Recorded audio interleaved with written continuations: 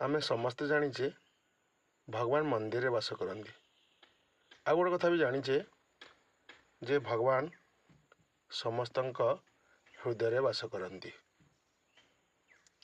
कोठी से अधिक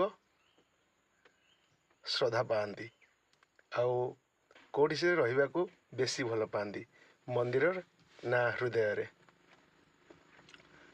एबे आम गोटे कथा चिंता करवा मंदिर जदि आम चिंता करवा मंदिर मनीषर इच्छा अनुसार काम हुए।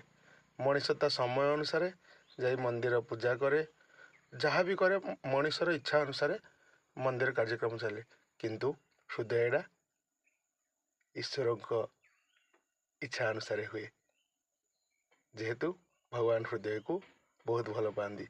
भगवान आम समस्त हृदय अच्छा तेणु भगवान आम मान समस्त बहुत भल पाती।